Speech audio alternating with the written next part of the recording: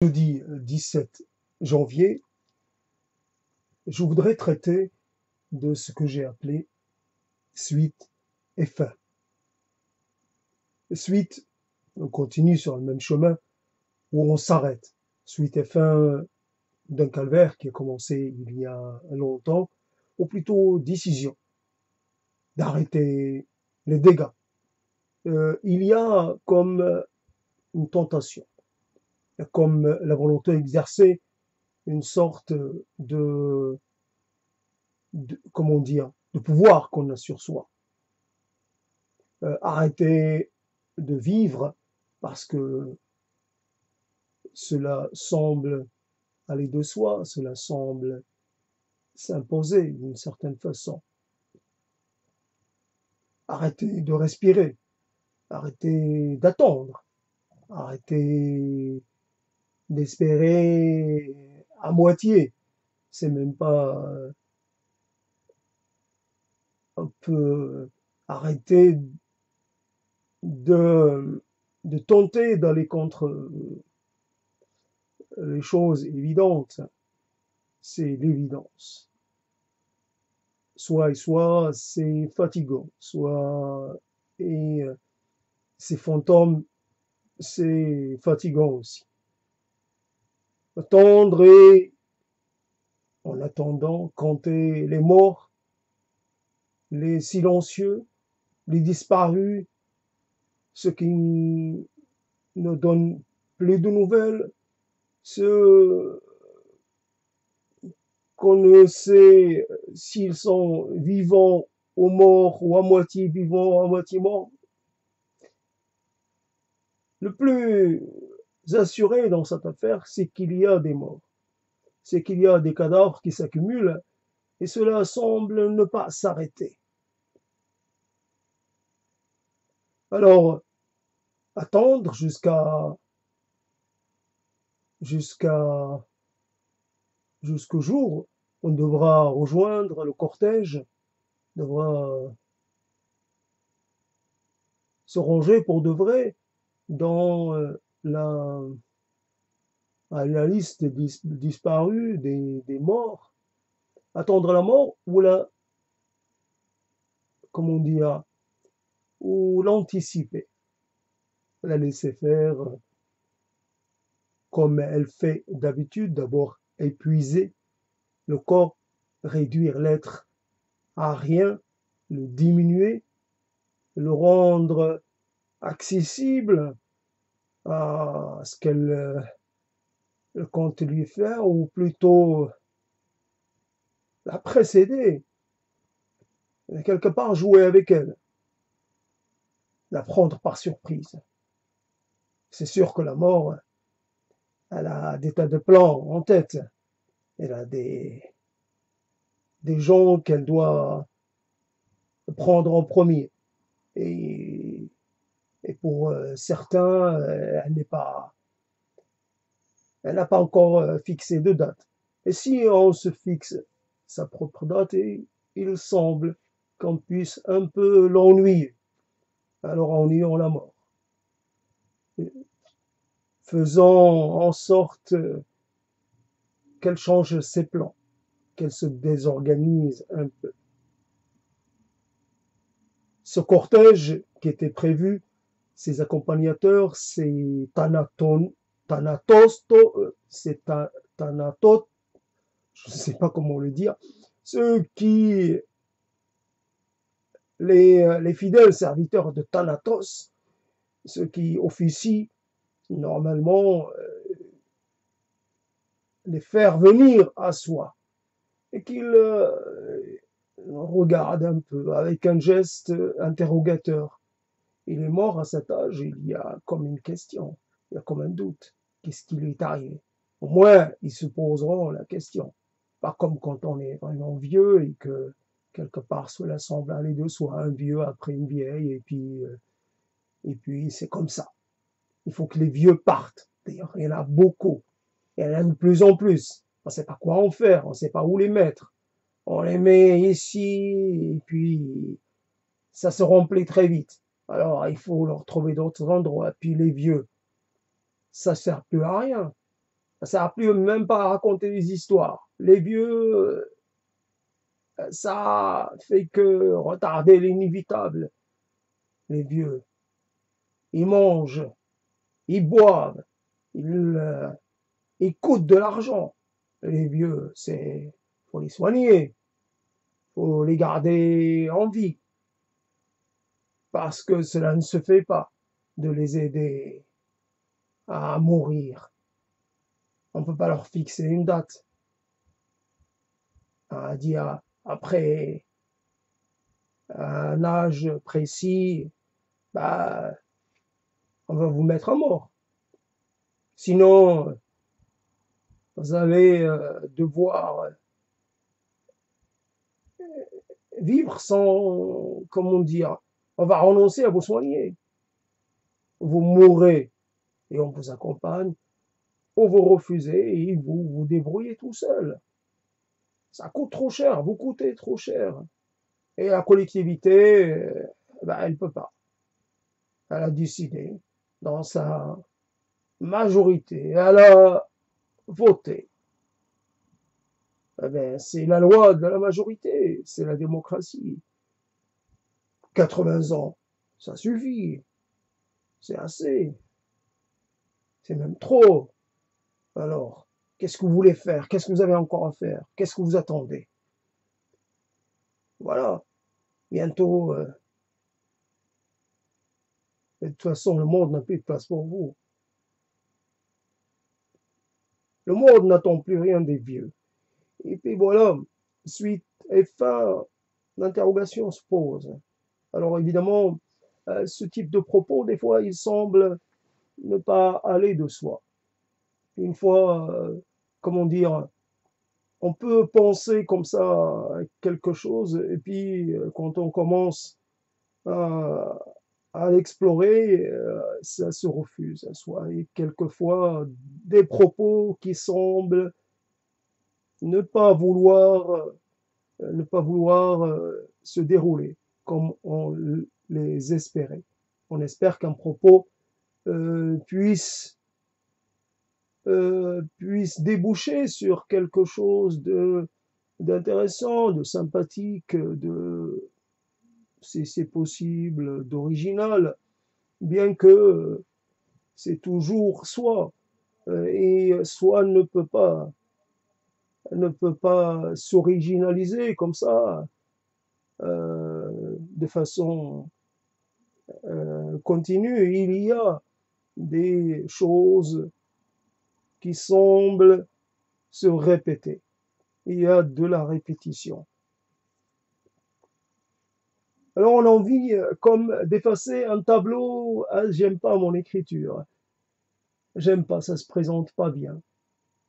Oui, ces lignes-là, et puis ça part dans tous les sens.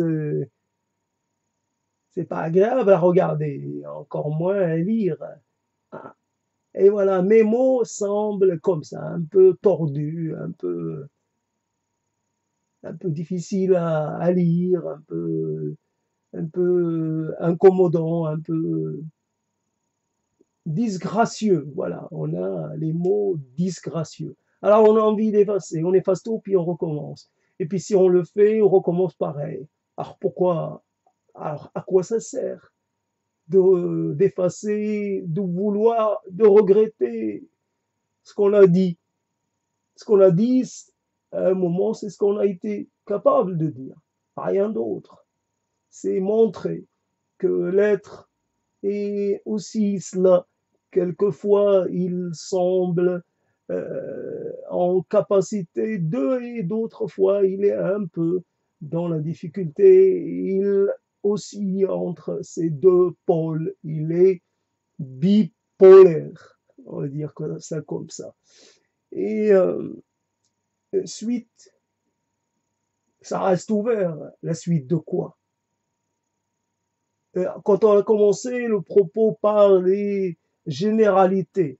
Évidemment, on est comme ça pris dans quelque chose d'un peu. Une fois qu'on a parlé de la mort, la mort volontaire, on est un peu prisonnier de ce propos. Et là, il s'agit maintenant d'y échapper. s'agit pas de le reprendre, il s'agit d'échapper. Suite, la suite. Il y a beaucoup de gens pour qui le mot suite est quelque chose de sympathique. Suite de tel compositeur, le suite d'un épisode. À une certaine époque, dans la presse, ça laissait un peu le temps de désirer la suite, les feuilletons. Voilà, donc un chapitre ou une partie, comme à une époque où j'ai commencé petit évidemment à collectionner les vignettes de dessins décrivant par exemple le voyage de Jules Verne, le Paris, le tour du monde en 80 jours. Et je me rappelle que j'avais vraiment essayé dans tous les journaux de trouver la suite, de trouver toutes les vignettes. Et finalement, j'y suis pas arrivé, mais je pris le temps de chercher et de vraiment mettre les choses de manière chronologique comme cela, suivant les numéros, suivant les dates.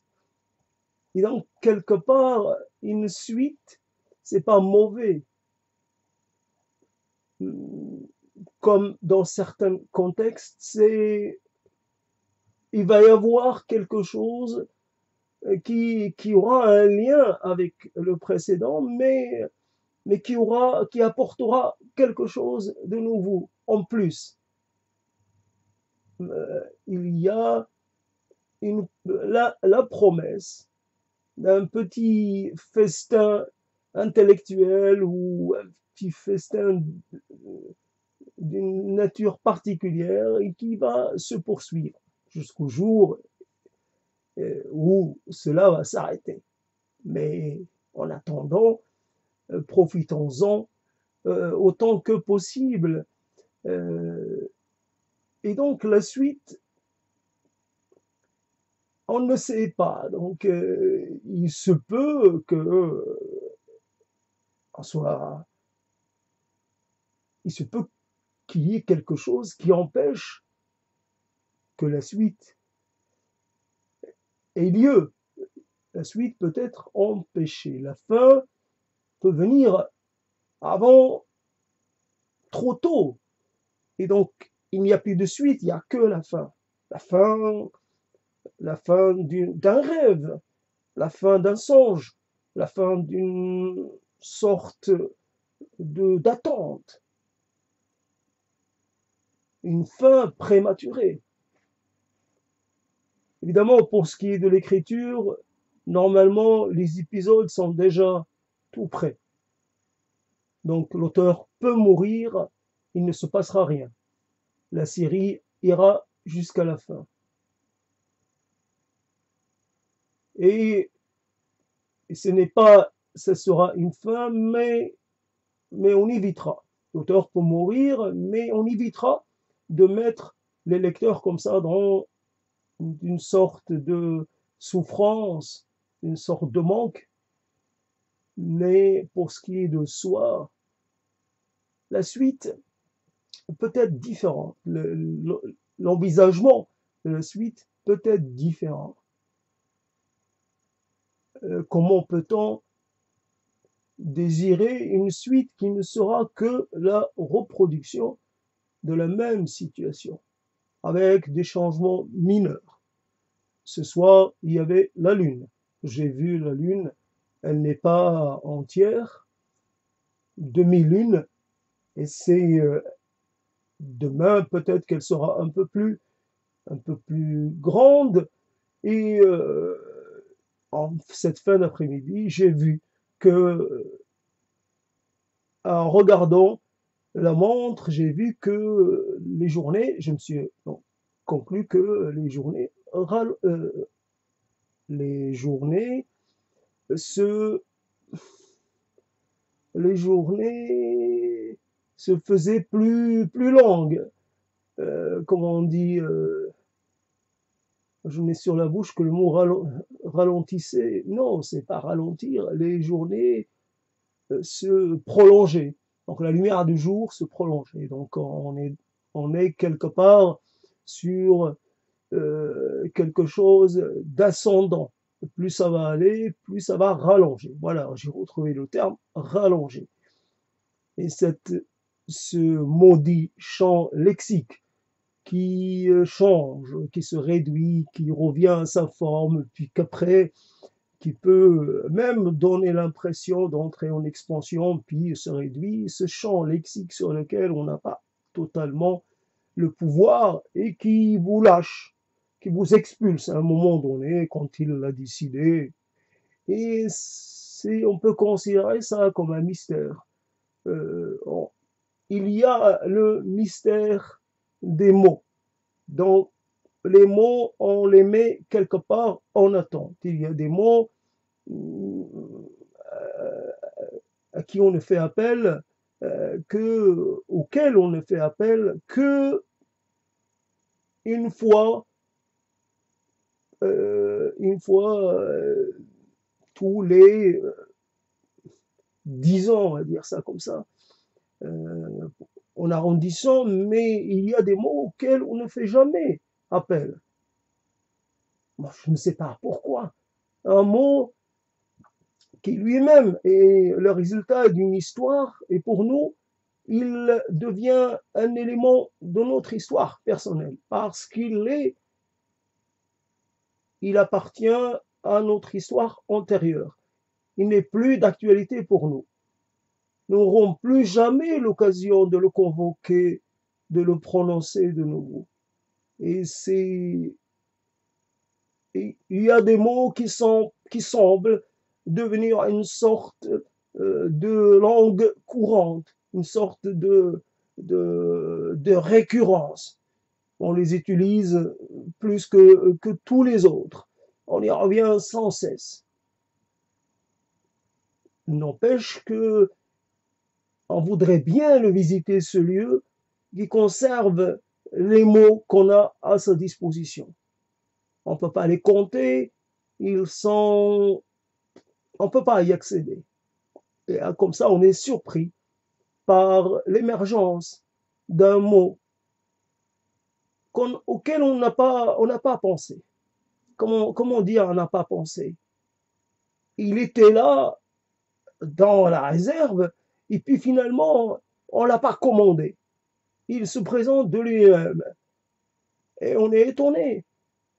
On est étonné car on ne pensait pas l'avoir. On n'y pensait plus du tout. On ne peut même pas dire si on l'avait ou l'avait pas. Il n'est pas sur le catalogue, il n'est pas répertorié.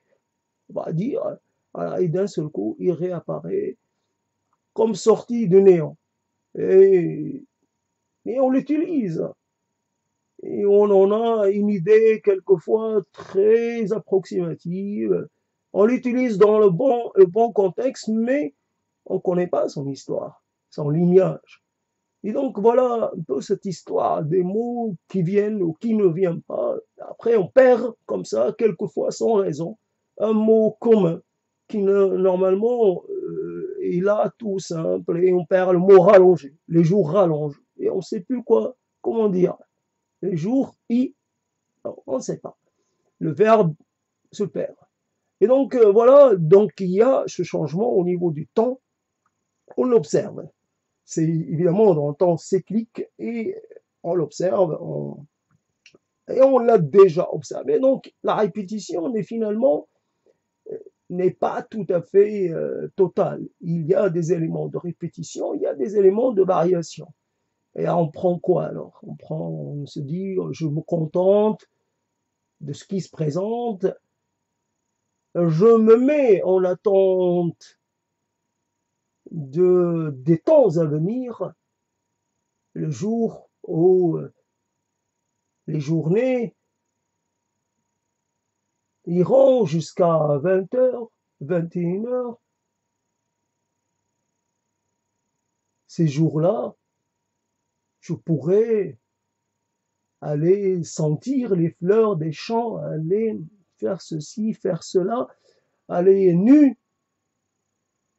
ne plus me soucier du temps qu'il fait, une sorte de libération, un moment de jouissance pure, de sentiment de liberté et de, je ne sais pas, de sorte d'enchantement. Je connaîtrai l'enchantement, je reconnaîtrai l'enchantement lié à ce temps-là, à cette saison-là.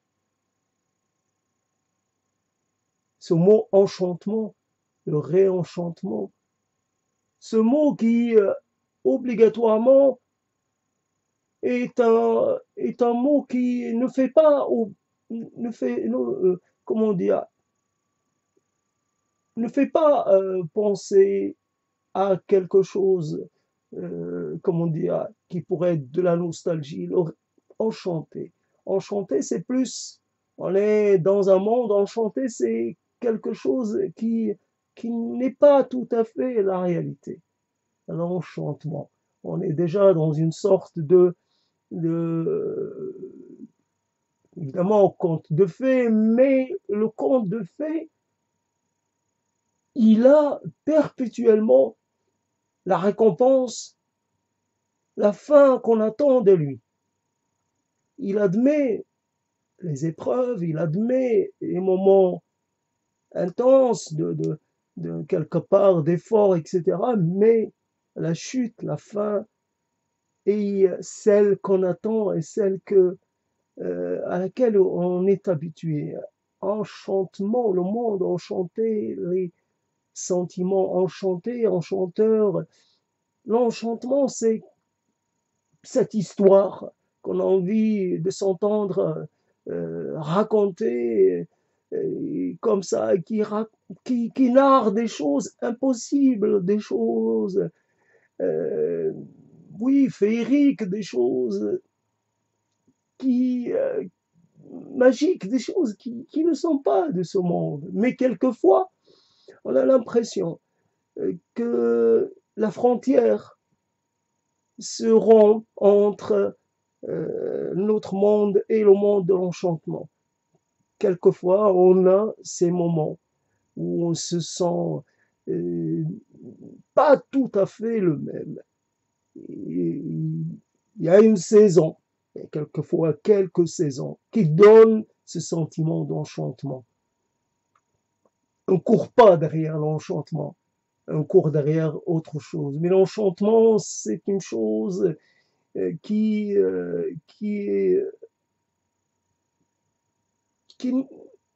comment dire, c'est pas quelque chose qu'on ambitionne d'atteindre, c'est un petit plus. Si on l'a, on est très content. Si on l'a pas, on l'a pas. Mais on se dit pas, si on l'a pas, c'est de notre responsabilité. L'enchantement, c'est une autre histoire, une autre dimension que que la vie nous permet d'atteindre ou pas. Et on ne regrette pas de ne pas l'atteindre parce qu'on ne pas l'atteindre une deuxième fois, une troisième fois, parce qu'on l'a atteint une fois et cette fois laisse tellement comment dire, de choses, belles choses dans l'esprit que on n'a pas besoin. Ça suffit, c'est une provision pour toute la vie. On sait qu'il y a un moment enchanteur qu'on a connu à un certain âge, hein. Et puis, ce moment enchanteur, c'est quelque part une sorte de réservoir, une sorte de lieu qui nous appartient et qui nous réapprovisionne en sensations, belles sensations. Voilà, pour ne pas chercher trop longtemps les mots. Donc, je fais dans la facilité, suite et fin. C'est vrai que l'être humain, le mal en particulier, il pense, il a comme une conviction que les mots ont une importance, que les mots peuvent faire et défaire le monde, que, etc. Il court derrière les mots. C'est pas ça qu'on a appris à la femelle. C'est un conditionnement. Un mâle est conditionné à vouloir être le maître des mots. Alors il s'épuise, il s'échine à penser le monde, à vouloir le définir, à vouloir le décrire, à vouloir l'expliquer, à vouloir le maîtriser. Et il se perd dans cet effort-là. Cette ambition, cette chose est au-delà de ses capacités. Le femelle, dans une vision un peu schématisante, femelle est largement plus dans une certaine proximité avec un réel qui la maintient à l'abri de ça. Non, les mots, c'est les choses dont on a besoin, qu'on utilise au moment où on en a besoin. Trop de mots peut tuer le mot. Trop de mots inutiles, superflus, supplémentaires, qui se rajoutent aux mots. Alors tu vas nous nourrir comment aujourd'hui? Encore avec des mots? Non, va chercher de quoi nourrir tes enfants, de quoi assurer la survie de ta descendance. Assume ta part de travail. Personne n'acceptera que tu le payes en mots. C'est le travail qui compte. C'est la tâche, c'est la peine, c'est le labeur. Va et fais ta part de labeur. Fais pousser les choses. Travaille de tes mains. Lève-toi et marche. Lève-toi et avance.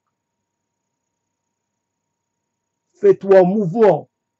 Arrête de regarder à l'intérieur de toi. Arrête de chercher le mot, un mot particulier. Tu penses qu'un mot particulier peut remplacer un aliment? Tu penses qu'un mot peut remplacer le sel?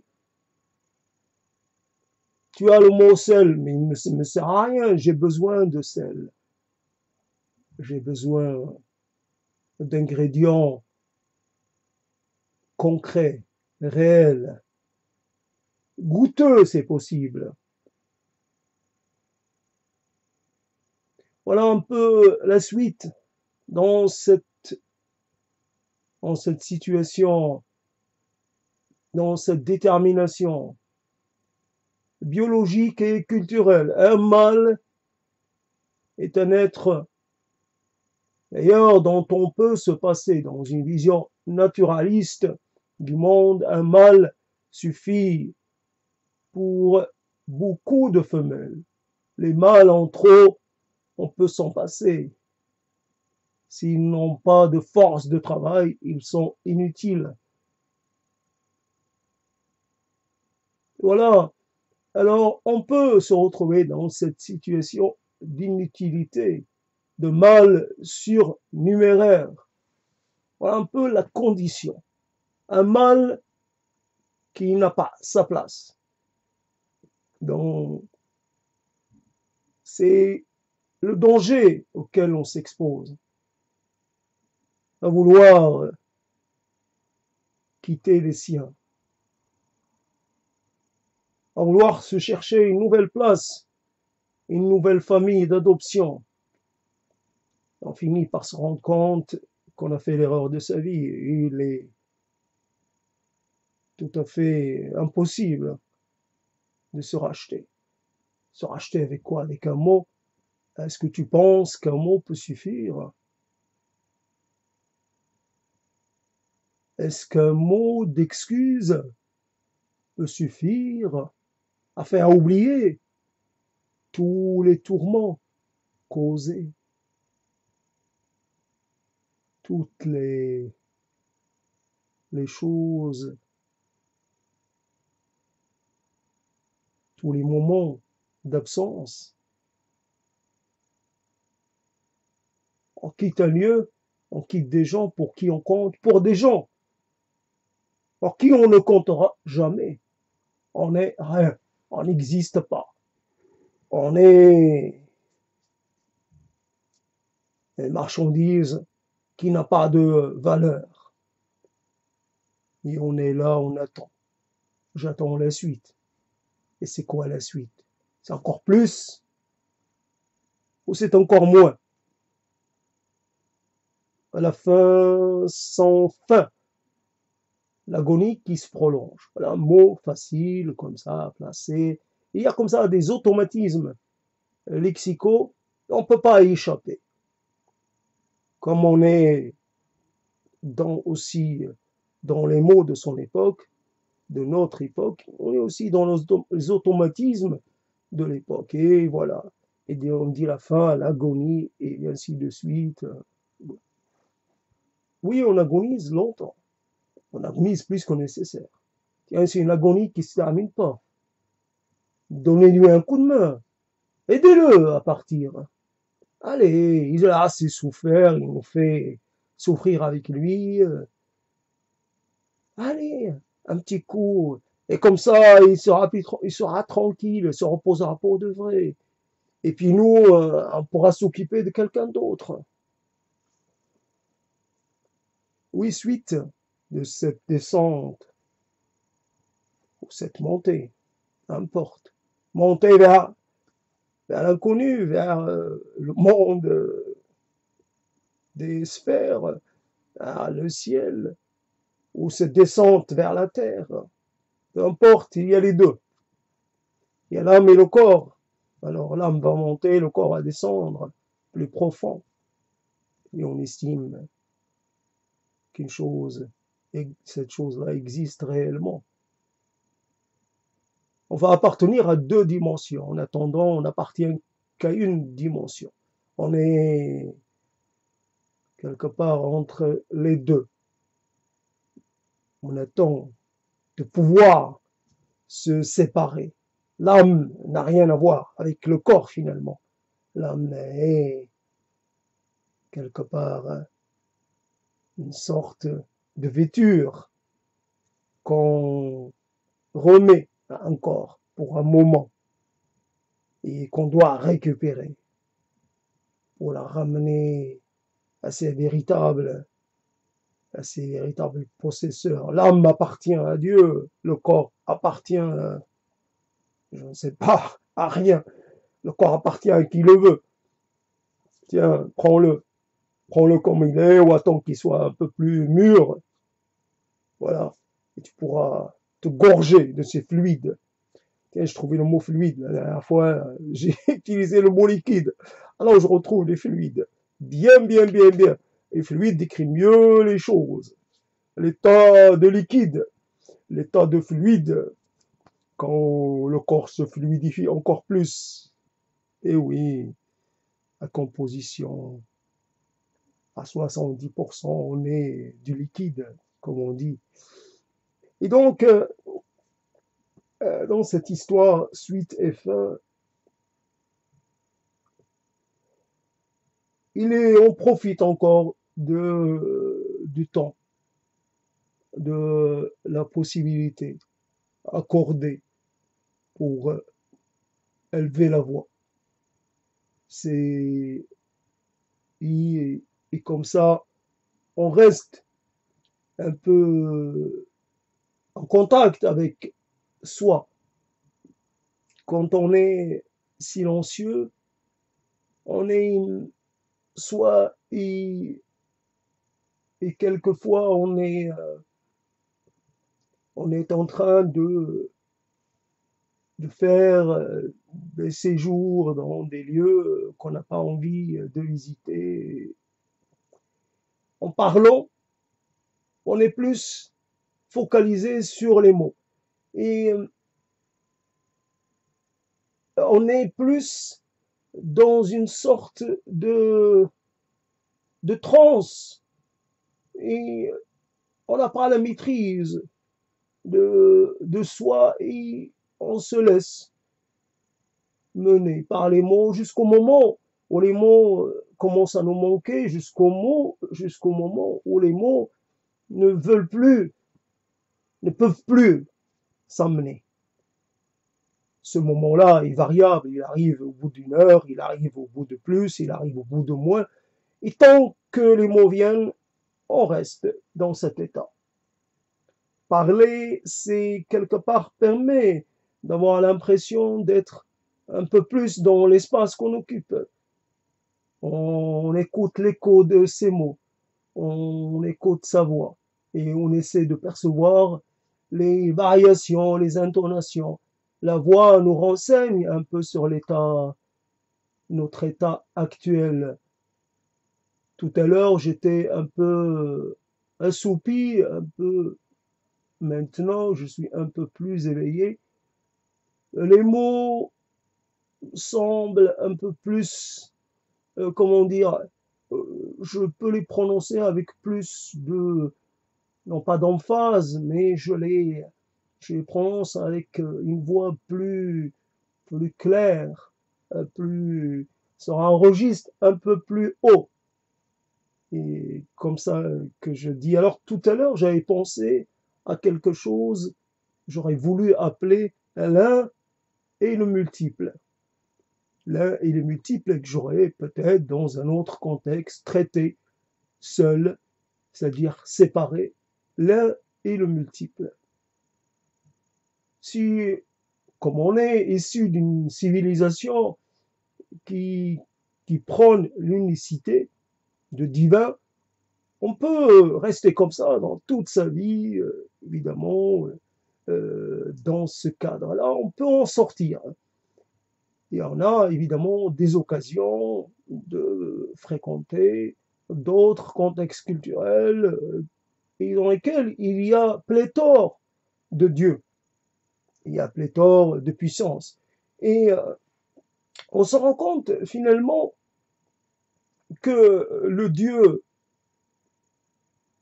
les dieux supplémentaires, les polis, si elles sont interdites d'entrer par la porte, ils rentrent par la fenêtre. Ils trouvent toujours moyen de revenir. D'une façon ou d'une autre, le divin unique ne peut pas tout faire. Il y a bien sûr Dieu, mais il y a ses aides. Il y a bien sûr un juge, et puis il y a ses aides. Il y a tous ses assistants. Et finalement, certain nombre de personnes jouent ce rôle, ne serait-ce que sous le nom d'intercesseur, officiel ou pas, reconnu ou pas, mais intercesseur, dans la réalité, il joue ce rôle-là. Mais on peut aller un peu plus loin ou à côté, dire que le multiple est une figure de l'un. Le multiple, finalement, renvoie à l'unique, puisque ce ne sont là que des aspects d'un unique originel. Il ne peut pas y avoir multiplicité dès le départ. Il faut bien qu'il y ait un moment, un point nodal, et à partir de ce point-là, peut émerger la multiplicité. Ou alors, on peut aussi estimer que le point nodal reste le point nodal et que l'unicité reste unicité, qu'il n'y a pas comment dire, qu'il n'y a pas d'excroissance, qu'il n'y a pas d'expansion. Il faut considérer que toute l'idée qu'on se fait de l'unique est une idée sûrement très, très approximative. L'unique a par essence d'être inaccessible à la définition, comme il est inaccessible à la vision et à la représentation. Dès qu'on le représente, on se trompe. Et par définition, on ne peut même pas être dans l'approximation, puisqu'on ne peut pas représenter une chose se situant dans une dimension à laquelle on n'a pas accès. Le divin possède des moyens que nous pouvons jamais, qu'on ne pourront jamais compter ou connaître. C'est la puissance à l'état premier, à l'état pur. Et donc, elle peut revêtir toutes les formes, être qu'elle veut, dont elle a besoin, peu importe. Elle peut se présenter sous une forme unique ou être ou se multiplier. Elle sera toujours la puissance. Après, on peut avoir des dieux plus, quelque part, des dieux secondaires qui ont pour tâche des spécialités. Évidemment, on peut comme ça aller jusqu'à l'infini et pourrait aussi avoir une divinité comme ça s'est produit dans le passé, une divinité peut-être pour chaque demeure, une divinité pour chaque foyer, non pas une divinité de tous les foyers, mais une divinité par foyer qu'on choirait, qu'elle, comment dire, on sacrifierait un petit culte comme ça. Pourquoi pas? On aimerait bien qu'il y ait quelque chose comme ça dans... Et tiens, j'avais pensé à quelque chose, puisque là encore, le contexte culturel, il y avait quelque chose qui m'avait, dès le début, heurté. Parce que, évidemment, on vous explique des choses. On voudrait vous amener dans un monde et on vous dit, ce monde-là, il est comme ça, et, et c'est tout. Pas de réponse. Et donc, évidemment, l'enfant qu'on a tous été, entend, écoute, et quelquefois, il reste là, sans vraiment croire. Il ne croit pas. Il se pose une question. Cette question, il ne la pose pas à voix haute. Il se la pose et il la garde pour lui.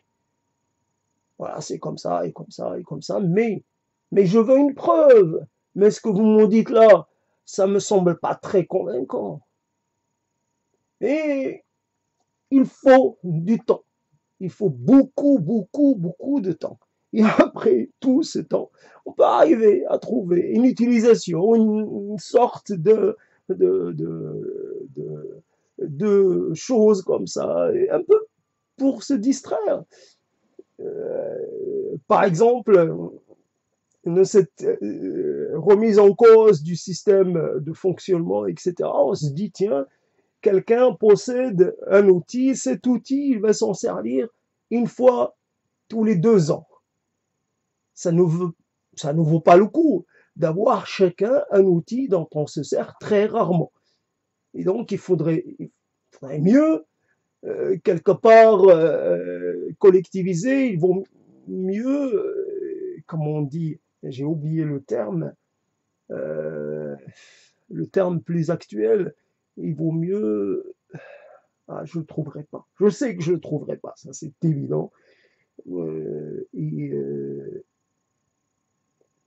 Non pas, il vaut mieux sorte de, non pas synergie, mais une sorte de mise en commun. Il vaut mieux, en tout cas l'idée est ça, mettre en commun tout ce que des, des choses comme ça, mutualiser. Voilà, mutualiser, le terme. Et donc, pourquoi ne pas mutualiser tout ce dont nous pourrions avoir besoin, plutôt que d'avoir chacun ça, ceci et cela et cela et cela, qui demande un investissement, qui prend de la place, qui finalement peut-être à la fin finir par ne plus tomber en panne et par arriver bah, comment dire, parce que cela fera peut-être 10 ans qu'on l'a, et au bout de 10 ans, ben, il commencerait peut-être à dysfonctionner. Donc, quelque part, comme on avait coupé le monde, je reviens sur mon propos du départ, le monde était divisé entre les diurnes et les nocturnes. Diurnes visibles et nocturnes invisibles. Enfin, invisibles de nous. Mais on en a des preuves de leur existence. Donc, quelque part, ça, cette histoire de ces habitants diurnes de la terre, de la maison, et ces histoires qu'on racontait sur leur présence sur les marchés et dans la foule. Et, et comme la façon qu'on a de les reconnaître, c'est qu'ils gardent, comme on dit, un attribut animal, des cornes ou des sabots, quelque part, j'ai du mal à le croire.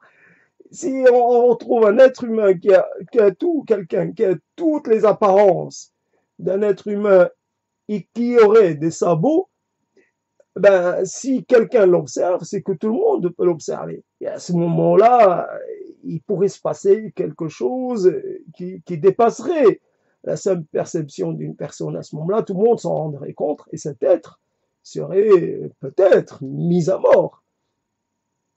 Et donc, alors, est-ce quelque chose qu'on se raconte à soi-même ou est-ce un rêve collectif, est-ce quelque chose, une illusion collective? Et donc, on se doute, là encore, l'enfant doute. Il y a quelque chose qui ne va pas.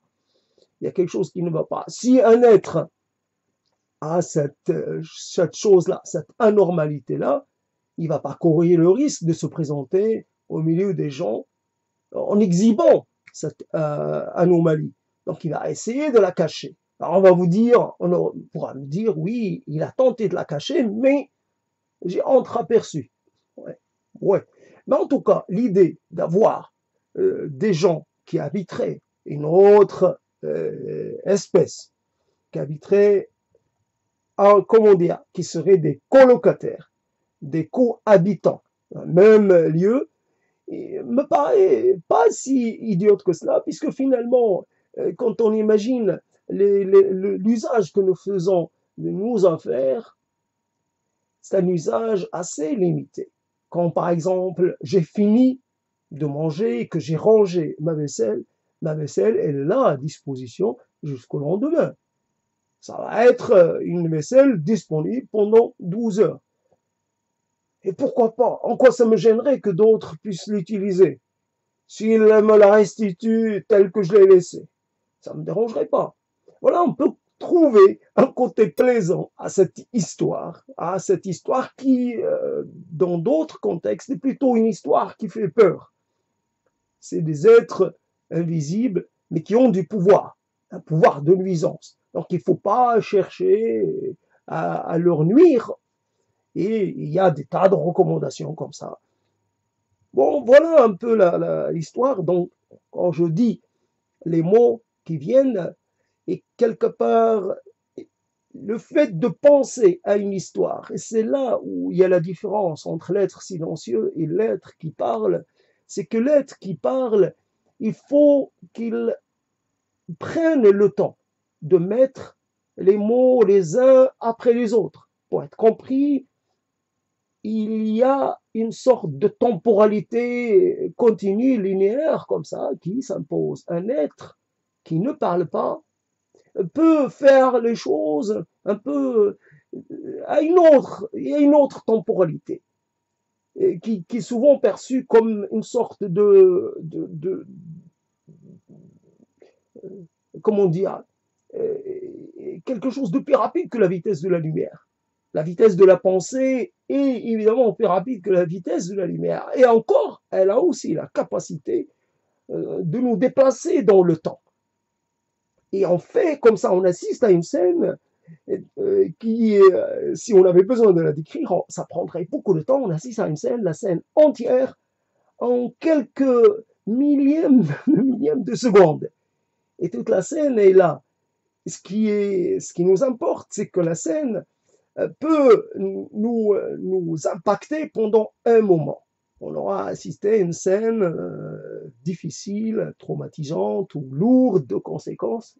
Et voilà, on est parti pour passer un mauvais moment, simplement. Et alors que là, quand on parle, c'est vrai qu'on peut ressentir l'émotion, on peut revivre le moment, mais pas à la même vitesse. Alors, qui dit vitesse, peut-être dit différente, dit intensité différente. En tout cas, il y a, et alors, comment on doit raconter l'histoire à quelqu'un d'autre, ben, on peut avoir comme ça quelques difficultés, être un peu victime de maladresse, et c'est comme ça.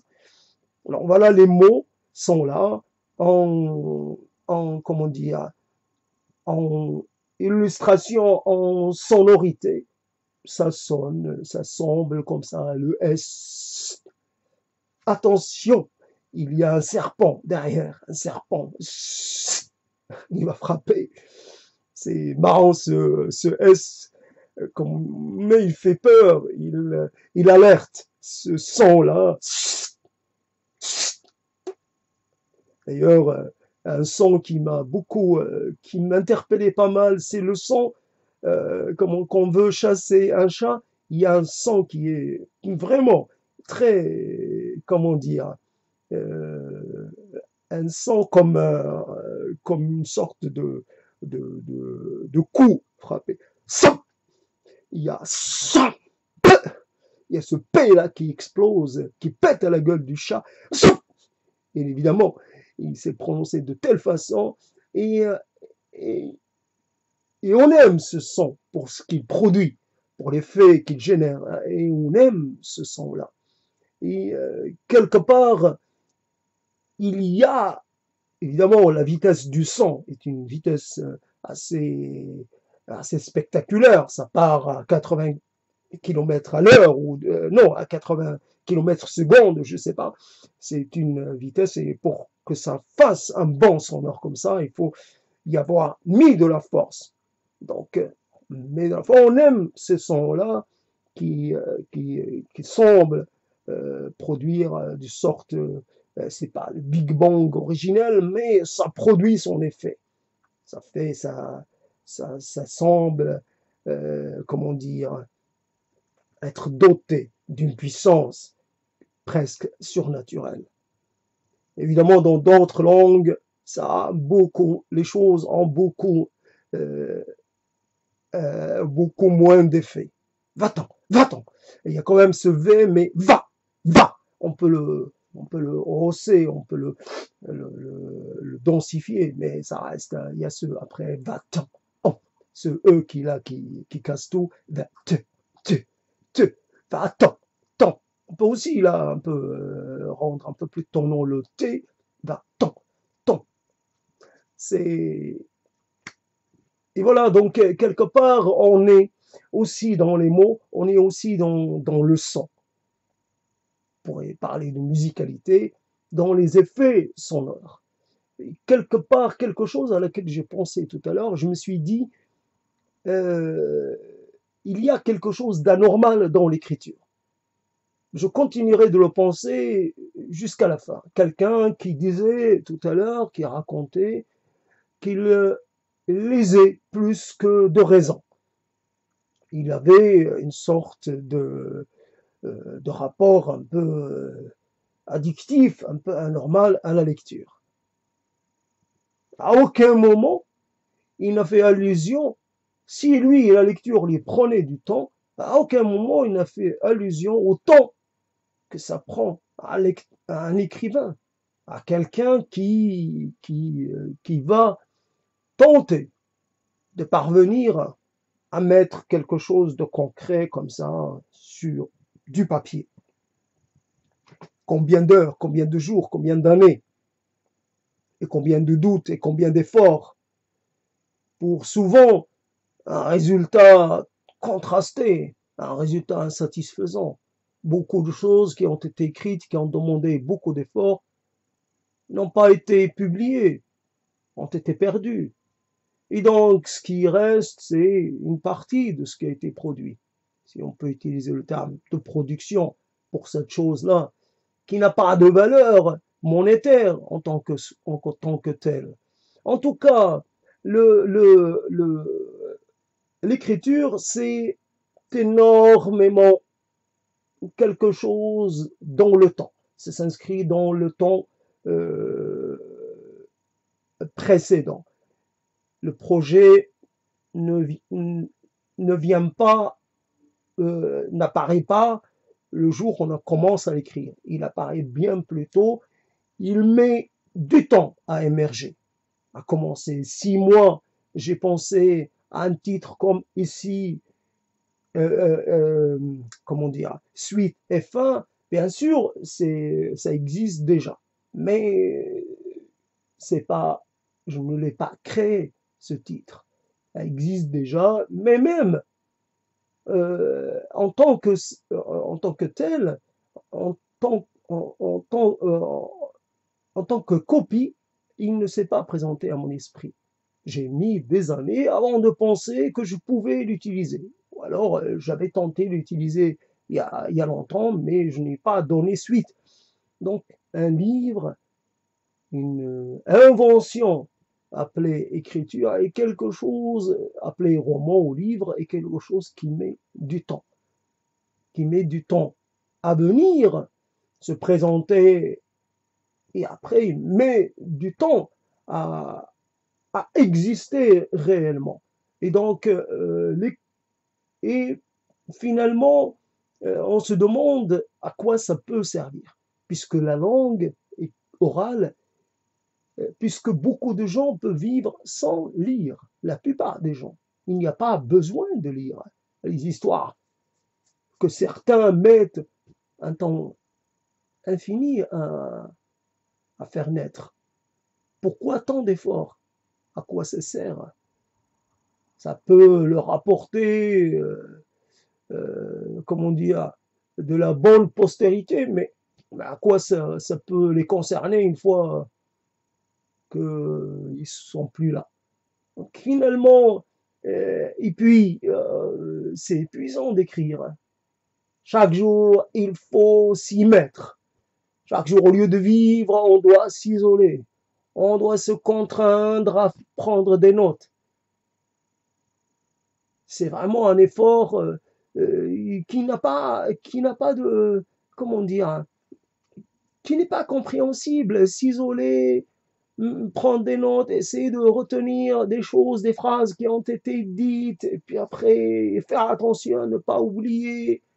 Et puis voilà, il faut ne rien omettre, il faut installer une ambiance, il faut ceci et cela. Alors que l'oral, si j'avais dû écrire avec pour thème le thème que j'essaie de traiter en ce moment, j'aurais commencé et j'aurais pas fini, parce que j'aurais été devant quelque chose d'impossible. L'écriture est quelque chose d'impossible. Je laisse de côté les écritures commerciales, les écritures très, comment dire, très concrètes, mais l'écriture fictionnelle est quelque chose de totalement, et ça ne devrait pas exister. Sauf que d'une certaine façon, ça permet d'amener une parole qui ne peut pas être acheminée autrement. En fait, l'essence des choses, c'est l'oralité. Et l'oralité, elle a besoin, quelquefois, de s'incarner dans le signe pour pouvoir parvenir à des gens. Et si on peut, comment dire, si on peut ne pas, euh, si on peut s'en passer, pourquoi pas? Encore un verbe que je viens d'oublier. Si on peut s'en passer, passons-en. Il ne faut pas hésiter. Et puis, il y a toujours quelque chose qui échapperait à l'écriture. Les effets sonores, c'est difficile de les mettre dans les mots. Comment dire, les intonations de la voix de celui qui, l'intonation, on ne peut pas dire de la main qu'elle traduit. La main, si elle tremble, on va le voir. Mais si elle ne tremble pas, c'est une écriture. On ne peut pas déduire l'état émotionnel de celui qui a écrit en regardant ses lettres. On ne peut pas dire il était là, il a écrit des choses gaies, et pourtant il était totalement dévasté. Il a dit ces choses-là sur un ton léger, et pourtant ça contrastait avec son état, etc. Quelquefois, notre voix trahit ce que nous ne disons pas, révèle des choses que nous ne mettons pas comme ça en mots. Une voix donne un aperçu de l'état intérieur de la personne, puis même de son âge. Elle permet d'accéder, même enregistrer, etc., même transformer, un peu altéré par l'enregistrement. Elle permet. Et puis on voit comment les choses s'étagent. Et on suit la personne dans sa pensée parce que c'est quelque chose qui se produit dans une certaine simultanéité. On ne peut pas dire j'ai rédigé un chapitre ou quelques paragraphes aujourd'hui et puis j'arrête. Il y a des choses qu'on rédige avant les autres. Et puis on essaie de mettre tout ensemble avec comme ça quelques artifices. Non, une écriture comme ça orale est quelque chose qui se produit avec beaucoup de naturel, avec beaucoup de, comment dire, c'est comme si quelque chose se laissait porter par les eaux, et que comme ça, elle peut parcourir une certaine distance avant d'être déposée sur la rive.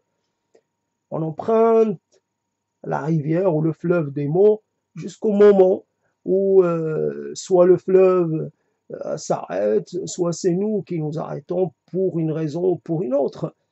Et puis, on peut très bien reprendre notre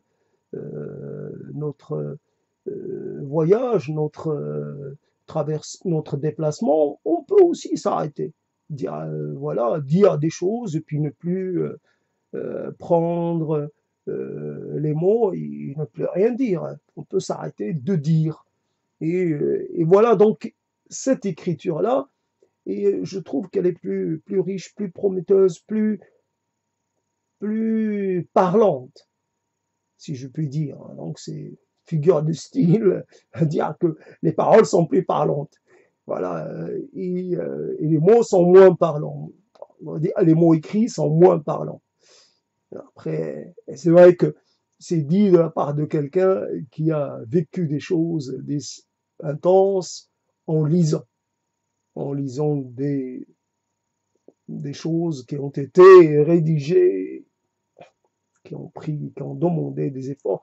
Et c'est vrai que ce n'est pas pareil, on raconte pas la même chose. C'est une certaine façon essayer d'entrer en contact avec l'autre à travers des choses un peu qui restent un peu au niveau, à un certain niveau. On va pas inventer, comment dire, une vie qu'on ne vit pas juste pour intéresser quelqu'un. On pourrait le faire. On pourrait se déplacer comme ça avec les mots dans un moment, dans l'histoire antérieure et dire voilà, je suis,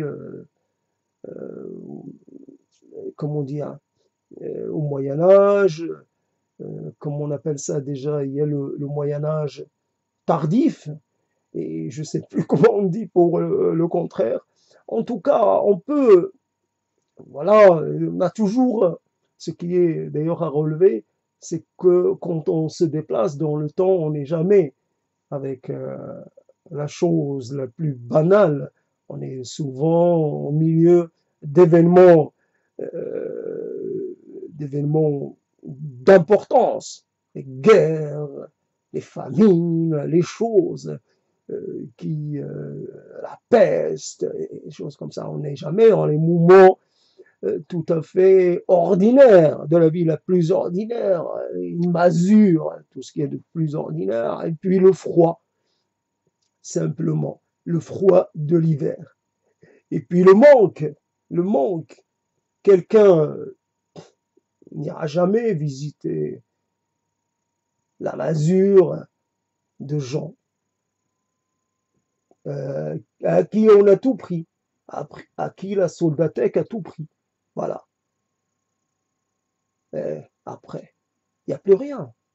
On peut avoir des réserves cachées, mais en général, les porcs, on ne peut pas les cacher. On ne peut pas tout cacher. Le bétail a été mangé, les volailles ont été mangées, tout ce qui peut être mangé a été mangé, tout ce qui peut être emporté a été emporté. Qu'est-ce qui reste? On a peut-être même cassé la vaisselle. Mais alors, ce Moyen Âge, c'est peut-être le Moyen Âge de la majorité, et pourtant, on va vous raconter une histoire, on va comme ça faire convoquer Louis XI, convoquer, je sais pas, les Templiers, convoquer les croisés, toujours des choses énormes. L'ordinaire. L'ordinaire, c'est l'ordinaire. On n'a pas besoin toujours qu'on nous raconte des histoires. On peut se contenter de l'ordinaire. Comme quand on est avec quelqu'un, on peut lui raconter une histoire, mais on peut aussi lui parler de choses et d'autres comme ça. Raconter un petit moment qu'on a vécu, une petite pensée qui nous a traversé, un petit souci, puis on l'écoute. C'est un échange. On l'écoute, raconter à son tour. On n'a pas besoin. Il y a un moment, on n'a plus besoin qu'on nous raconte des histoires, qu'on nous charme comme ça avec des fictions, avec des fantaisies. Ça, je ne sais pas, quelqu'un qui vous raconte une histoire qu'il ne lit pas, soit qu'on lui a transmis, soit qu'il a inventé ou alors qu'il a arrangé. Et c'est les plus beaux moments de la vie. C'est la grand-mère qui raconte cette histoire-là. Et cette chose-là, vous, comment dire, vous habitera jusqu'à la fin.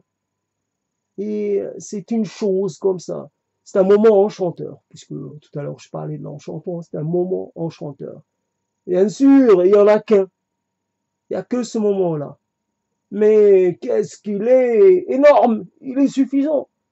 Même s'il est unique, il est suffisant pour tout le reste de la vie. Et la grand-mère est toujours là, toujours prête à le raconter. Elle sourit même. Elle est là, elle nous amuse, elle sait. Elle nous a fait peur, elle nous a un peu impressionnés parce que c'est une histoire dans laquelle il y a un petit bonhomme rusé qui doit lutter contre des gens plus forts, etc. Et nous, on attend. On se demande comment il va faire. Et puis, il y a le dénouement. La grand-mère a toute l'histoire. Elle nous raconte l'histoire jusqu'à la fin. Et on est content, on est rassuré. Et voilà la fonction des mots, la fonction de la parole. Évidemment, on ne peut pas parler à tout le monde. Avec ce média, avec ce médium qui est là, on peut essayer d'atteindre des gens qu'on n'atteindrait pas avec, comment dire, autrement. Et on essaie. Et vas-y, raconte. Vas-y, Ali, habite les mots que tu veux, pendant le temps que tu veux. Je vais voir si je peux t'écouter. Je t'écouterai jusqu'à ce que cela ne me dira plus rien.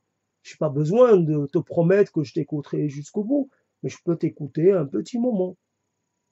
Si, on ne sait jamais. Peut-être que tu me donneras envie de prendre, non pas la plume, mais de prendre le micro moi aussi, pour que toutes les paroles sont les bienvenues, tous les, comment dire, toute cette toutes ces broderies, toutes ces choses-là, toutes ces arabesques qu'on fait avec les mots sont les bienvenus. Chacun est un créateur qui doit s'exprimer. Chacun est un compositeur, chacun est un metteur en scène. Alors on met en scène ce qu'on a à un moment précis, et la fois d'après, on fait autre chose. Et c'est toujours plus facile que tout le reste. Un geste au cinéma coûte énormément de préparation. Une parole, bien sûr, il faut qu'elle soit amenée. Surtout une parole qui n'a pas été, comment dire, envisagée, qui n'a pas été préparée. Une parole comme ça, elle ne coûte rien. Elle n'a pas besoin d'être en, mise en forme d'une façon exagérée. Il suffit de la dire avec l'intonation qui convient et puis c'est bon. On passe à autre chose. Un sourire et puis voilà, le sourire, j'ai dit le sourire. Évidemment, ça ne se voit pas, un sourire. J'ai dit ce mot. Par exemple, le mot mansuétude, c'est un... et je te dis voilà, je te donne quelque chose à faire dans la semaine. Vas-y, essaie de te faire de ce mot un compagnon, une sorte de mansuétude. Compagne, compagnon, peu importe, prends-le, c'est offert, c'est sans compensation. Prends la mansuétude et essaie de voir ce qu'elle raconte, ce qu'elle a en réserve.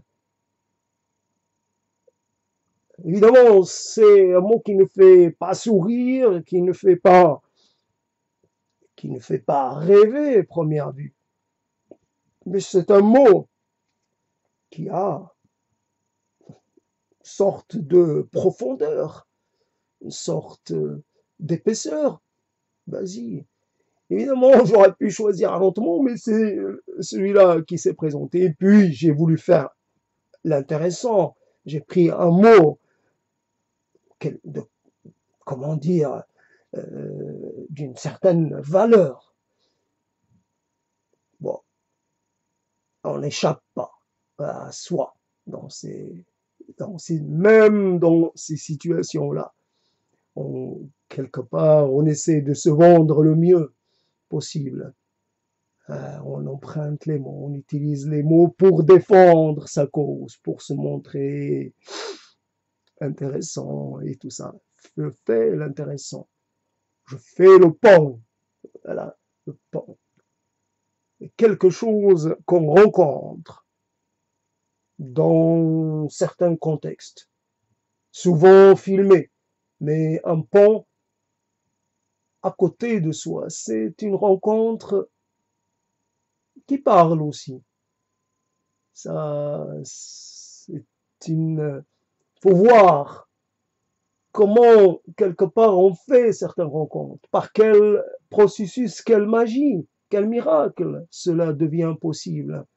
Si un être n'avait pas décidé d'être là où il est, d'habiter là où il a habité, d'avoir ce qu'il a eu, de choisir, de posséder cette chose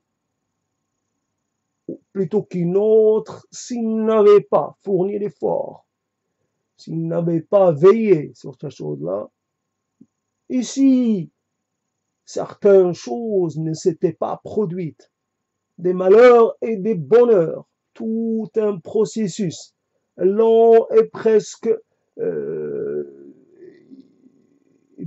un peu hors de perception, un processus, un homme qui habite quelque part, qui se met au ménage, qui a en sa possession des terres et des terres, qui a une descendance. La descendance hérite de ces terres. La descendance se défait d'une partie de ces terres. Cet air entre en possession d'une autre personne. Cette personne vient de loin, comme beaucoup de gens. Elle vient de loin. Par quel miracle est-elle venue jusqu'à ce lieu? Et moi, je viens de loin, comme nous tous. J'ai voyagé, mes gènes ont voyagé, mes ancêtres ont voyagé. Certains venus de très, très, très loin, malgré eux, contraints, eh oui, contraints, vraiment contraints. Et puis, je suis là. Et je suis là et je regarde cette chose qu'on appelle pont. Et même, on me donne des plumes de pont. Et je regarde une chose est intéressante à regarder. Un ravissement. Quelque part, on ne peut pas ne pas dire le mot. Un ravissement. Ces couleurs-là et cette queue et cette roue-là, c'est évidemment, ça ajoute. Il y a une raison. On fait connaissance avec des couleurs, avec des formes. On fait connaissance avec le monde dans sa richesse presque infinie. Et voilà l'être humain. On pense qu'il est une seule individu. Il ne l'est point en aucune manière. Il est le résultat d'une sorte de courant profond. Il y a des gens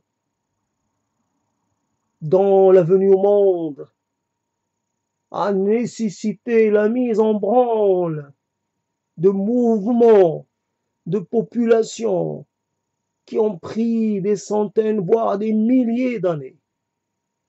Et moi, je suis issu de cette lignée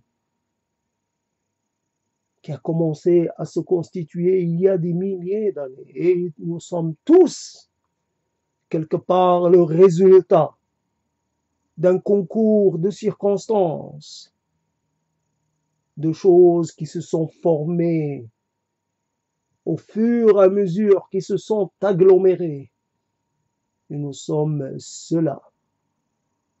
Et quelquefois, quand nous avons cette impression de n'être rien, de ne compter pour rien, nous avons le désir d'aller vers la mort, nous oublions cela. Nous oublions cette origine-là. Alors que nous avons, d'une façon certaine, le devoir d'assurer la continuité de la lignée.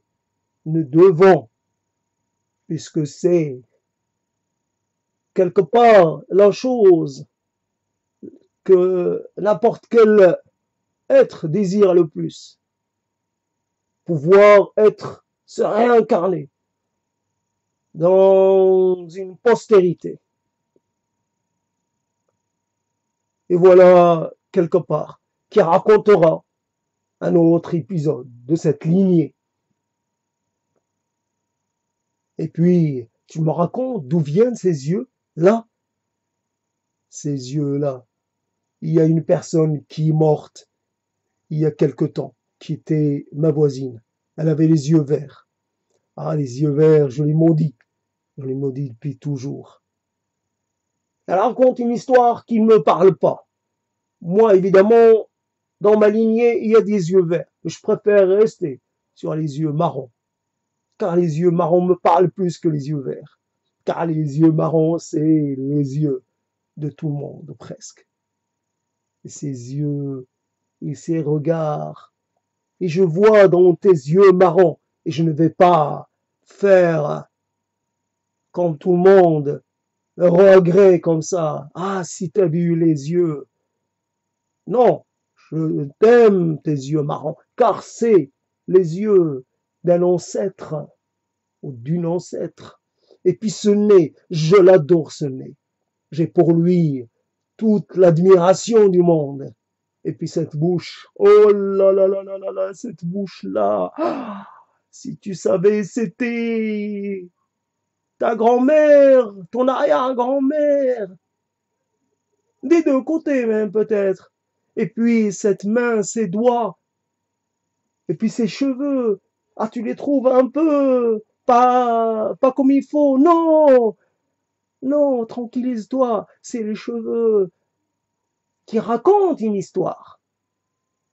Ils ont quelque chose à raconter. Non, tu dois le- les considérer, les bien considérer. Tu dois pas les dévaluer. Et voilà, toi.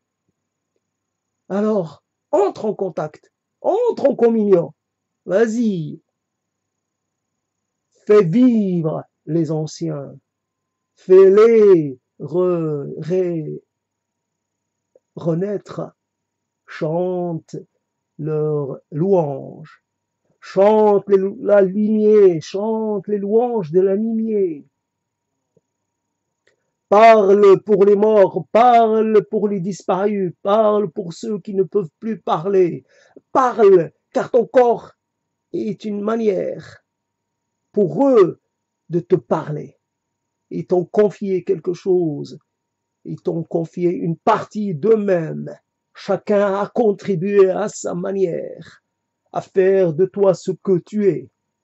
Cet être-là, composé, mais ô combien beau, ô combien parlant, ô combien magnifique, ô combien réussi. Tout ce que tu es, toute cette chose-là est belle. Voici un peu où cela peut aboutir, les mots. Là, il s'agit, après cette, comment dire, cette sorte de sortie, il y a comme un essoufflement, une sorte de les choses retombent, le soufflet retombe. On est obligé d'y faire face. C'est cela l'intérêt de. Évidemment, on s'adresse pas à un psychanalyste, on s'en fiche. Les psychanalystes, il faut les brûler. C'est clair et net, il faut les cramer. Ça a trop de prétention. Non, on s'adresse à, à quelque chose d'autre. On s'adresse non pas à soi, mais on s'adresse à la multiplicité au-delà du temps, de l'espace, de tout ce qui nous sépare. Les mots existent, ils peuvent être transmis à tous. Et on voit à quel moment les mots sont quelque part comme dans une sorte de composition musicale. Il y a un début, il y a un premier mouvement, puis il y a une montée. Et à la fin, il y a un final. Et la montée peut durer un certain temps, peut-être explosive, peut-être comment dire, intéressante. Le final, quelquefois, il peut sembler explosif, mais le final, pour ce qui est de la composition orale, est quelque part une sorte de retour vers le sol, vers la terre. Il faut se poser, se reposer de nouveau, il faut se terrestrer, il faut redevenir une sorte de terrestre après avoir côtoyé un peu le haut. Il faut accepter d'être de nouveau réduit à sa dimension habituelle. Peut-être toujours, comment dire, l'espoir que le feu rejaillisse, que quelque part la flamme redémarre, mais en attendant, il est, comment dire, il serait raisonnable de déclarer une sorte de fin de l'exercice. L'exercice arrive à sa fin. Et l'intérêt, c'est de voir comment il commence et comment il se termine. Il commence dans une sorte de difficulté vraiment pas, pas, pas intéressant. Puis, il est là, l'intérêt, c'est le voyage des mots. Le voyage des mots, les mots qui, à un moment donné, c'est un exercice qui comment dire, plus on le pratique, et mieux il nous amène ailleurs. On parle des choses comme ça, mais si on fait qu'y penser, on y pense un peu de la même façon. On attend d'être stimulé par la réflexion de quelqu'un. Et on attend, on espère que quelque chose de nouveau va se positionner et on va pouvoir, comment dire, l'intégrer. Et des fois, le nouveau n'arrive pas, ne se présente pas. Donc, quand on embarque sur le fleuve des mots, on peut arriver, il peut nous arriver d'aller à un moment donné quelque part où on n'a jamais été, ou alors d'arriver à un moment différent, un moment dans le temps différent. Et donc, un moment dans la formulation des choses, on peut varier dans la formulation des choses. Et c'est vrai que je suis dans une certaine réintégration puisque je dois réintégrer les éléments de mon être, et symboliquement ou métaphoriquement, etc., je réintègre, je me réinscris dans une sorte de continuité, puisque finalement je dois reconnaître l'échec d'une sorte de vie indépendante, une vie autonome. Il y a besoin de se réinscrire dans une collectivité réelle ou fictive. Là, il s'agit de quelque chose qui est de l'ordre du réel. Il y a quelque chose, on met comme ça, quand je disais qu'une écriture fictionnelle ou un récit, ça a besoin de temps, et quelquefois, ça ne se réalise jamais. On a toujours envie d'écrire le roman de ses racines. Quelquefois, ça semble aller de soi, ça semble intéressant puisqu'on a des racines multiples et qu'on a envie de parler d'une partie de ces racines. On va dire des racines en lien avec l'esclavage puisque c'est un mot qui parle à tout le monde.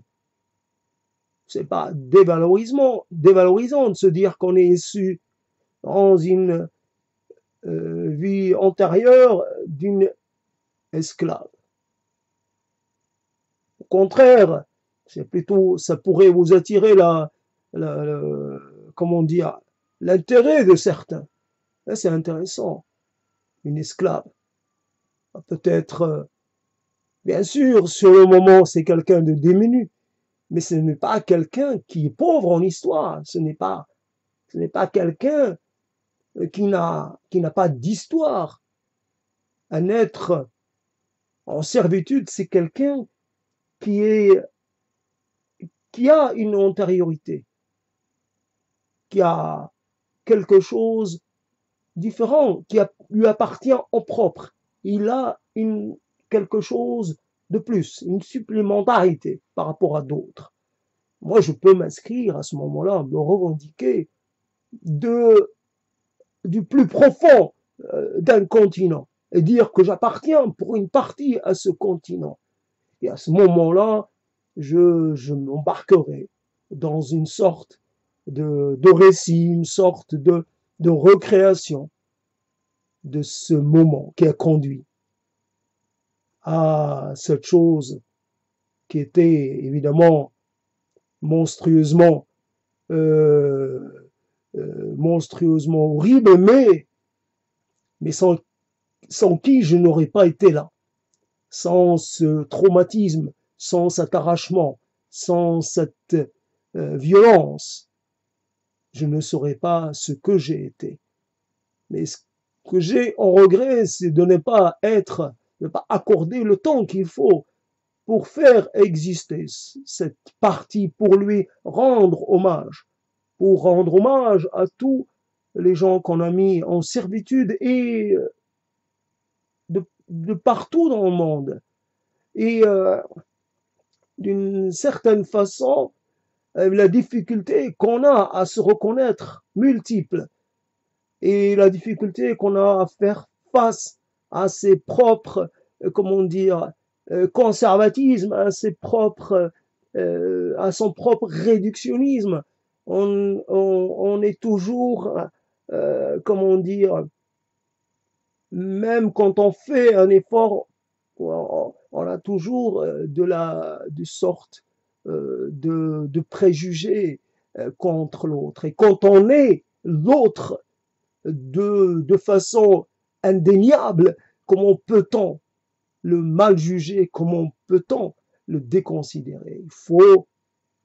Quelque part, il faut redonner à cette partie de soi la place qu'elle mérite. Il y a quelque chose dont j'ai traité dans Dadakhira, mais que je n'ai pas réussi. D'ailleurs, dès le mot Dada, ça veut bien dire quelque chose qui était un titre qui était réservé aux esclaves et aux anciens esclaves. Et Khira, là aussi, c'était un nom. Il y a plein de choses à raconter. Évidemment, on a tous des regrets et des regrets qu'on garde pour soi. Et ce fils d'esclave que j'ai laissé partir sans aller lui demander, sans aller recueillir son histoire. Il est parti et tous ces témoins ne sont plus là. La plupart de ces témoins ne sont plus de ce monde. Ceux qui pouvaient raconter. Alors évidemment, si on devait raconter cette histoire ou une partie de cette histoire, on devrait inventer. On devrait s'appuyer sur des récits. Mais comme les récits ne sont pas nombreux, il va falloir à un moment donné mentir, être dans sorte de supposé, dans le supposé, dans l'inventé, dans évidemment dans le faux.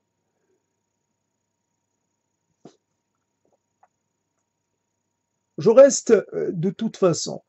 L'être humain, il est formé de couches multiples. Et l'être humain, il n'a pas, parce que, par définition, il est lié à un groupe. Et ce groupe, d'une façon ou d'une autre, l'enferme dans une dimension. Il ne lui permet pas de faire exister toutes ces dimensions. Et c'est dans la solitude, et c'est dans le soi en face de soi, et c'est aussi dans le fait de s'attaquer à des thématiques sans, comment dire, décontextualiser un peu de son présent, qu'on arrive à visiter des lieux. Il faudrait, dans le travail de la, comment dire, de la confession, il faut aussi attendre très longtemps. Là, je donne l'impression de ramener les choses à moi, mais j'essaie de m'inscrire dans quelque chose qui est plus grand que moi. Je ne suis pas moi sans les autres. Je suis moi que parce que c'est ma bouche qui parle. Mais ma bouche essaie chaque fois qu'elle parle pour elle, elle essaie comment dire, d'ajouter, de préciser qu'elle est aussi euh, une, juste une partie d'un tout largement immense, un tout qui réside non seulement dans le temps, mais aussi dans l'espace. On appartient à quelque chose de collectif, d'universel même. Il y a un universel du rapport qu'on a à soi, du rapport qu'on a à son antériorité, à sa vie, à l'idée qu'on se fait de la vie. Il y a des choses qu'on partage par-delà les barrières des langues, les barrières géographiques, les barrières de toutes sortes, et choses qui nous traversent, qui nous sont transversales. Voilà un peu la transversalité du sentiment d'appartenance, des sentiments de la transversalité du désir, de la chose qu'on a du mal à sortir parce que cela semble toujours, quelque part, les choses, on ne les dit pas parce qu'on attend toujours le bon moment pour les dire.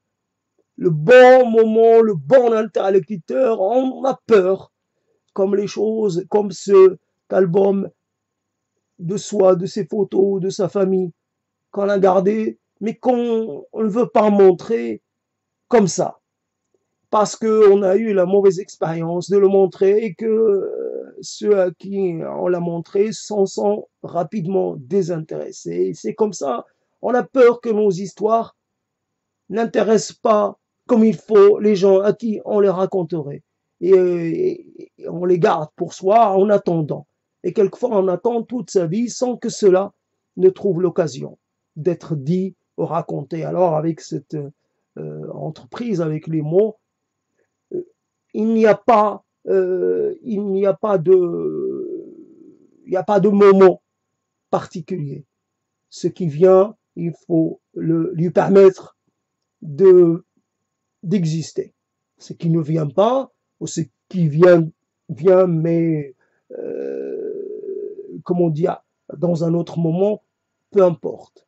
Toutes les histoires vont émerger à un moment donné. Et plus on parle, plus on laisse, comment dire, remonter les choses qu'on a mis en réserve, qu'on a un peu, non pas négligé, mais qu'on a gardé pour un moment propice. Et voilà que donc c'est les mots pour une traversée de la vie. Et malheureusement, dans la langue, il y a toujours, on donne l'impression qu'on parle pour soi, qu'il n'y a que nous qui sommes intéressés par, comment dire, qu'il n'y a que notre être qui nous intéresse. À chaque fois, on donne cette impression-là et non. C'est quand je dis que j'ai un malaise, c'est que parce que j'ai un problème d'inscription dans ce qui m'entoure, qu'il soit symbolique ou réel. Il y a un désir d'intégration et un désir d'appartenance à quelque chose de plus grand que soi. Mais ce désir est souvent contrarié, contrecarré par des difficultés dont on n'arrive pas à venir à bout, pour des raisons qu'on a du mal à expliquer. Voilà, je pense que je vais m'arrêter là. J'ai fait un petit supplément qui n'a pas été très intéressant. Je dis ça rapidement, mais en tout cas, c'est comme ça. Il y a, euh, il y a des moments où, comment dire, euh, les choses peuvent sembler être un peu, comment dire, on peut donner l'impression d'insister trop sur un point particulier. Si cela devait s'avérer exact, j'en suis désolé. J'essaie de ne pas être trop, trop focalisé, mais évidemment, on n'échappe pas à soi. Et là, il s'agit de suite et fin. Tout à l'heure, c'était voyage au bout de soi. Et finalement, peu importe les titres, c'est toujours soit, et c'est toujours soit dans un sens. Ah tiens, pour finir, il y a évidemment une responsabilité qu'on a par rapport à son antériorité. Et cette responsabilité, on a du mal à s'en acquitter. Je me rappelle quand j'étais petit, j'allais prier sur la tombe de mon grand-père. À un moment donné, je suis allé prier sur la tombe de mon arrière-grand-mère. Cette arrière-grand-mère qui m'avait tenu dans ses bras quand j'étais vraiment très bébé. Je me souviens de cette image, évidemment, qui a perdu de sa netteté, mais elle était très présente dans mon esprit pendant très longtemps. Après, évidemment, je ne sais pas, j'ai pas compris. Quelques années après, je me retrouve à prier sur sa tombe. Puis après, j'ai commencé à prier sur la tombe du, du père du mari de ma tante. Et puis voilà, c'est comme ça. Et cette histoire, comment dire, il y a comme ça, il y a très longtemps que je n'ai plus prié sur la tombe de mon grand-père ni de mon arrière-grand-mère. J'ai laissé tout le monde.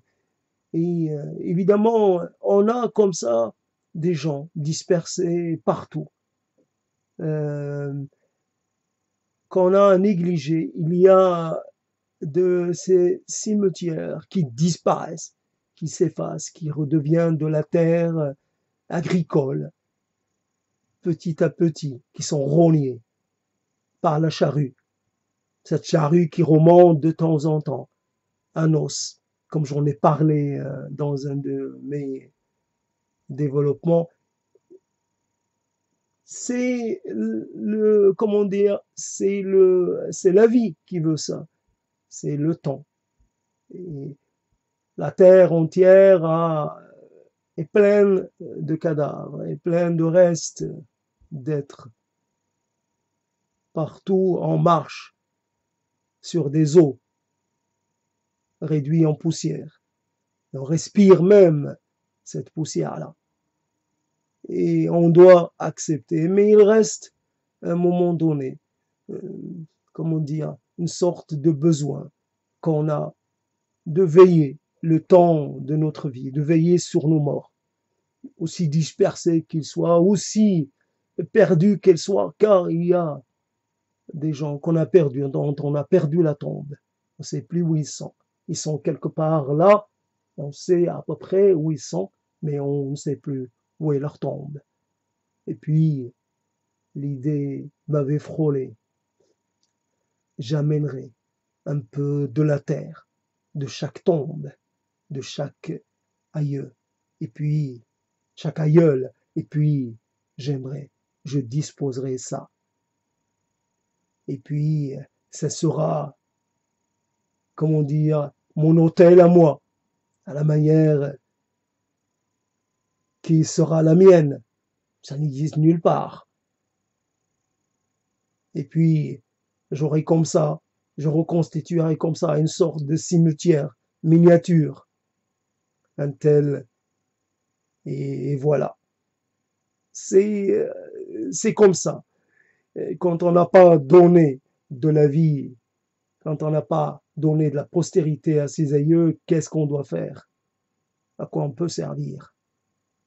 Être le gardien d'une mémoire, bon, prétendre être cela, ce n'est pas crédible. On est les gardiens de pas grand-chose. On se souvient de pas grand-chose. On n'a pas cherché à savoir. On n'a pas cherché à recueillir. On n'a pas fait l'effort qu'il fallait.